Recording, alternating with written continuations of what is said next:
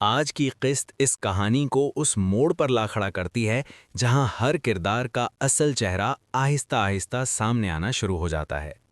پچھلی قسط کے اختتام پر جو سوالات ذہن میں چھوڑے گئے تھے، ان کے سائے اس قسط میں اور بھی گہرے ہو جاتے ہیں۔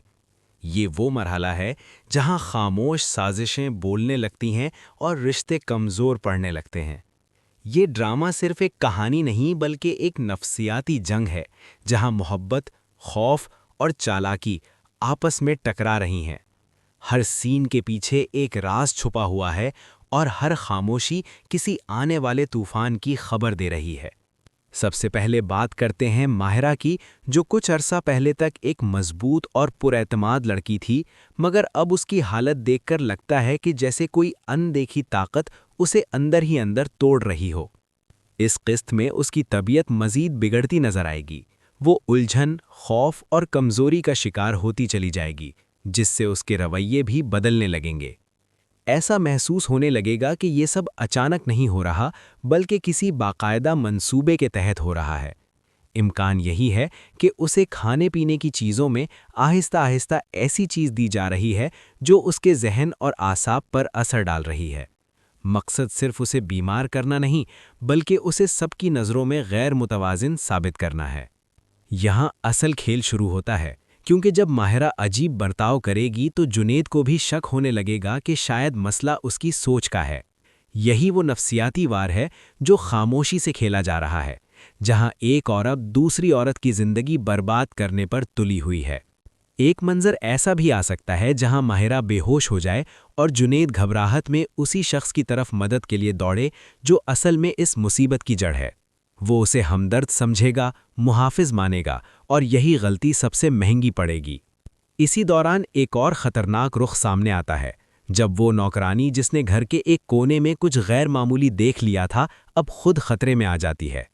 اس گھر میں کوئی بھی راز زیادہ دیر چھپا نہیں رہتا، اور جو دیکھ لے وہ محفوظ نہیں رہتا۔ اس عورت کا شک اب یقین میں بدلنے لگتا ہے کہ اس کے راز تک رسائی کی کوشش کی گئی ہے۔ ایسی عورت جو ہر چیز پر کنٹرول رکھنا چاہتی ہو، وہ یہ برداشت نہیں کر سکتی کہ اس کا کوئی پہلو کسی کے سامنے آ جائے۔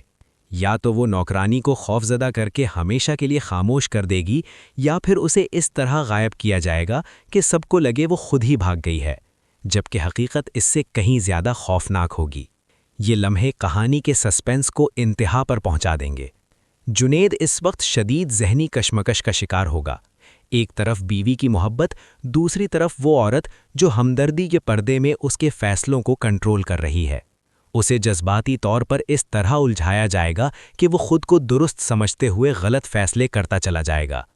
اسے کہا جائے گا کہ ماہرہ کو ڈاکٹر نہیں بلکہ کسی اور سہارے کی ضرورت ہے، اور یہی بات اس کے دل میں بیٹھ جائے گی۔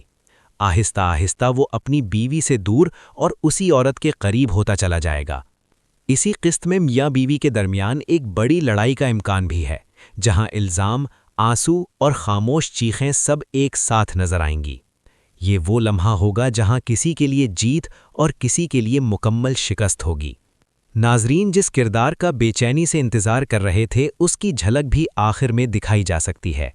ممکن ہے وہ کوئی سرکاری افسر ہو، یا پھر ماضی سے جڑا کوئی ایسا شخص جو اس پوری کہانی کے بند دروازے کھولنے کی طاقت رکھتا ہو۔ اگر اس کا تعلق ماضی سے نکلا تو ہمیں یہ بھی دکھایا جا سکتا ہے کہ آخر یہ سب شروع کب ہوا۔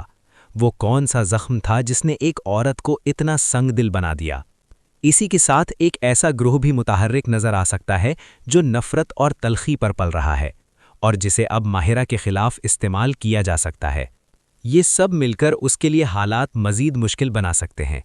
اختتام میں یا تو ماہرہ کسی خطرناک راز کے قریب پہنچ جائے گی، یا پھر اس کی حالت اس حد تک بگڑ جائے گی کہ اسے اسپتال لے جانا پڑے گا، اور یہی وہ موڑ ہوگا جہاں کہانی ایک نیا رخ اختیار کرے گی۔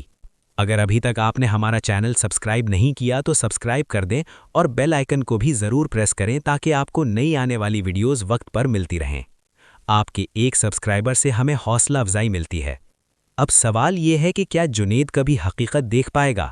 اور کیا وہ راز جو چھپائے جا رہے ہیں ہمیشہ چھپے رہیں گے؟ اگلی قسط ان سب سوالوں کے جواب دینے والی ہے۔ اللہ حافظ۔